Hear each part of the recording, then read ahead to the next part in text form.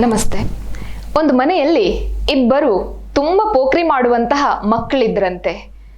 ಆ ಇಬ್ಬರು ಮಕ್ಕಳಿಗೂ ಸಹ ತಾಳ್ಮೆ ಅನ್ನುವಂತಹದ್ದಿರಲಿಲ್ಲ. ಅಪ್ಪನಿಗೆ ಒಂದು ದಿವಸ ಅನ್ನಿಸ್ತದಂತೆ, ಈ ಮಕ್ಕಳು ಇದೇ ರೀತಿಯಲ್ಲಿ ಮುಂದುವರಿತಾರೆ ಅಂತಾದ್ರೆ, ಈ ಮಕ್ಕಳನ್ನ ನಾನು ಈಗಲೇ ಸರಿ ಮಾಡಲಿಲ್ಲ ಅಂತಾದ್ರೆ ಬದುಕಿನಲ್ಲಿ ಬಹಳಷ್ಟು ಕಷ್ಟಗಳನ್ನ ಅನುಭವಿಸಬೇಕಾಗ್ತದೆ. ಹಾಗಾಗಿ ಪಾಠವನ್ನ ನಾನು ಇವತ್ತಿನಿಂದಲೇ ಆರಂಭ ಮಾಡಬೇಕು ಅಂತ ಅಪ್ಪ ಆಲೋಚನೆ ಮಾಡ್ತಾರೆ.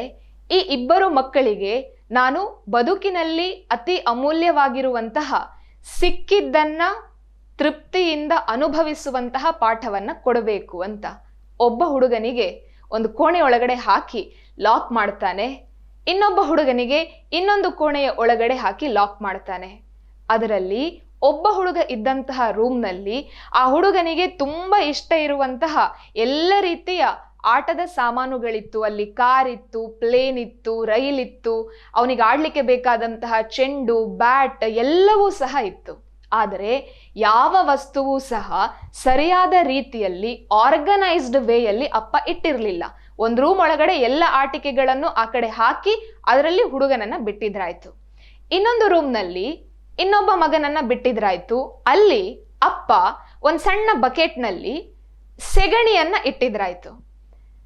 ಈ ಮೊದಲನೇ ರೂಮ್ನಲ್ಲಿ ಆಟಿಕೆಯಲ್ಲಿ ಆಟ ಆಡ್ಲಿಕ್ಕೆ ಅಂತ ಹೇಳಿ ಹೋದಂತಹ ಹುಡುಗ ಒಳಗಡೆ ಬರಬೇಕಾಗಿದ್ರೆ ಇಡೀ ರೂಮ್ನ ಒಳಗಡೆ ಆಟಿಕೆಗಳೆಲ್ಲವೂ ಚೆಲ್ಲಾಪಿಲ್ಲಿಯಾಗಿ ಇತ್ತು. ಅವನೊಂದು ಸ್ವಲ್ಪ ಆಲೋಚನೆ ಮಾಡಿ ಅವೆಲ್ಲವನ್ನು ಸರಿಯಾದ ರೀತಿಯಲ್ಲಿ ಆರ್ಗನೈಸ್ ಮಾಡ್ತಾ ಇದ್ದಿದ್ರೆ ಅವನಿಗಲ್ಲಿ ಆಡ್ಲಿಕ್ಕೆ ಬ್ಯಾಟು ಬಾಲ್ ಇತ್ತು, ಅವನಿಗಲ್ಲಿ ಬಿಡ್ಲಿಕ್ಕೆ ರೈಲುಗಳಿತ್ತು, ಆ ರೈಲಿಗೆ ಒಂದು ಹಳಿಯೂ ಸಹ ಅಪ್ಪ ಇಟ್ಟಿದ್ನಾಯ್ತು, ಅಲ್ಲಿ ರಿಮೋಟ್ ಕಂಟ್ರೋಲ್ ಇತ್ತು, ಕಾರ್ನಲ್ಲಿ ಕುತ್ಕೊಂಡು ಅವನು ಓಡಾಡಬಹುದಾಗಿತ್ತು, ಸೈಕಲ್ ಇತ್ತು, ಎಲ್ಲವೂ ಇತ್ತು. ಆದರೆ ಈ ಹುಡುಗನಿಗೆ ಅದು ಸರಿ ಇಲ್ಲ ಅನ್ನುವಂತಹ ಭಾವ. ಇನ್ನೊಂದು ರೂಮ್ನಲ್ಲಿ ಇದ್ದಂತಹ ಹುಡುಗ ಅಲ್ಲಿವರೆಗೆ ಸೆಗಣಿಯನ್ನ ನೋಡ್ಲೇ ಇಲ್ಲ. ಆ ಸೆಗಣಿಯನ್ನ ನೋಡ್ಬೇಕಾಗಿದ್ರೆ ಅವನಿಗೆ ಅಪ್ಪ ಏನೋ ಒಂದು ಹೊಸತಾದಂತಹ ಆಟದ ಸಾಮಾನನ್ನ ತಂದಿದ್ದಾನೆ. ಆ ಸಾಮಾನು ಹೇಗೆ ಅಂತ ಹೇಳಿದ್ರೆ ತಾನು ಹೇಗೆ ಮುಟ್ಟುತ್ತೇನೆ ಹಾಗೆಲ್ಲ ಆಕಾರವನ್ನ ಅದು ಪಡೆಯುತ್ತದೆ. ಆತ ಅದರಲ್ಲಿ ಕೈಯನ್ನ ಮುಳುಗಿಸಿ ಗೋಡೆಯಲ್ಲಿ ಹಾಕ್ತಾನೆ, ಹಾಗೆ ಅಚ್ಚು ಬೀಳ್ತದೆ. ಆ ಅಚ್ಚನ್ನ ನೋಡ್ಬೇಕಾಗಿದ್ರೆ ಅವನಿಗೆ ಖುಷಿ ಆಗ್ತದೆ, ತನ್ನ 10 ಬೆರಳು ಗೋಡೆಯ ಮೇಲೆ ಬಿದ್ದಿದೆ ಅಂತ. ಆತ ಕಾಲನ್ನಿಡ್ತಾನೆ, ಕಾಲನ್ನು ಸಹ ಗೋಡೆ ಮೇಲೆ ಹಾಕ್ತಾನೆ, ಕಾಲಿನ ಪಾದದ ಗುರುತು ಸಹ ಬೀಳಬೇಕಾಗಿದ್ರೆ ಆ ಹುಡುಗನಿಗೆ ಖುಷಿಯೋ ಖುಷಿ. ಹೊಸದಾದಂತಹ ಒಂದು ಬಣ್ಣ, ಹೊಸದಾದಂತಹ ಒಂದು ಪರಿಮಳ, ಹೊಸದಾದಂತಹ ಒಂದು ಆಟಿಕೆಯನ್ನ ಅಪ್ಪ ಕೊಟ್ಟಿದ್ದಾನೆ ಅಂತ. ಸರಿ, 1 ಗಂಟೆ ಆಗಬೇಕಾಗಿದ್ರೆ ಸೆಗಣಿಯ ಹಾಕಿದಂತಹ ರೂಮ್ನಿಂದ ಯಾವ ಶಬ್ದವೂ ಇರಲಿಲ್ಲ. ಇನ್ನೊಂದು ರೂಮ್ನಿಂದ ಮಗ ಬಾಗಿಲನ್ನ ಬಡಿಲಿಕ್ಕೆ ಆರಂಭ ಮಾಡ್ತಾನೆ.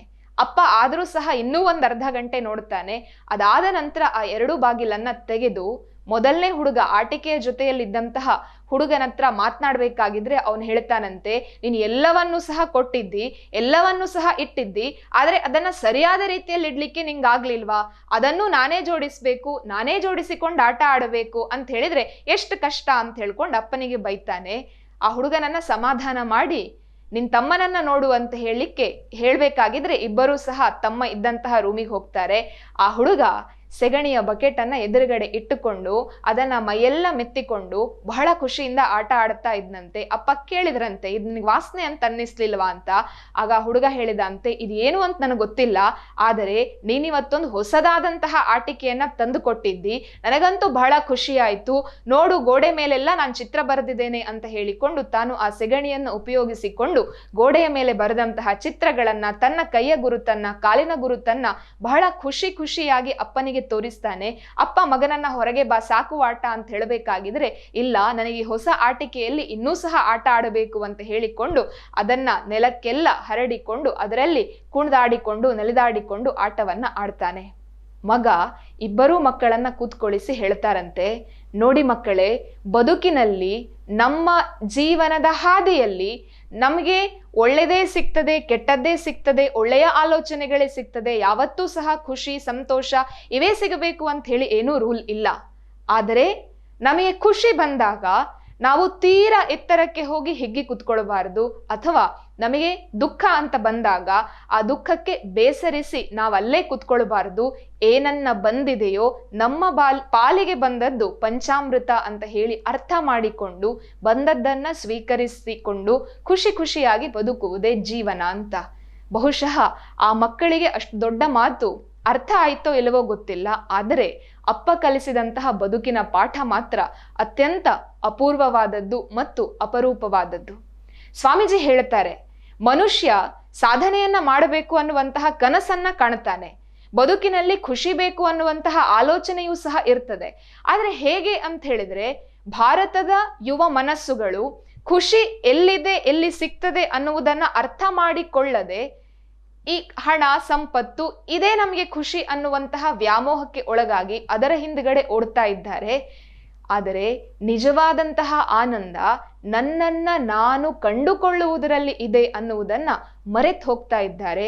ಯಾವಾಗ ಪ್ರತಿಯೊಬ್ಬ ವ್ಯಕ್ತಿಯೂ ಸಹ ಸಿಕ್ಕಿದ್ದರಲ್ಲಿ ತೃಪ್ತಿಯನ್ನ ಪಟ್ಟುಕೊಂಡು ಬದುಕನ್ನ ಬಂದ ಹಾಗೆ ಸ್ವೀಕರಿಸಿಕೊಂಡು ತನ್ನ ಬದುಕಿನಲ್ಲಿ ಬರುವಂತಹ ಕಷ್ಟಗಳನ್ನ ಅರ್ಥ ಮಾಡಿಕೊಂಡು ಕಷ್ಟಗಳನ್ನ ಇಷ್ಟಪಟ್ಟು ಆ ಕಷ್ಟಗಳನ್ನ ಮೆಟ್ಟಿ ನಿಂತು ತನ್ನ ಬದುಕಿನಲ್ಲಿ ಯಶಸ್ಸನ್ನ ಸಾಧಿಸ್ತಾನೆಯೋ ಅಂತಹವನು ಬದುಕಿನಲ್ಲಿ ಯಶಸ್ವಿಯಾಗ್ತಾನೆ ಅಂತ.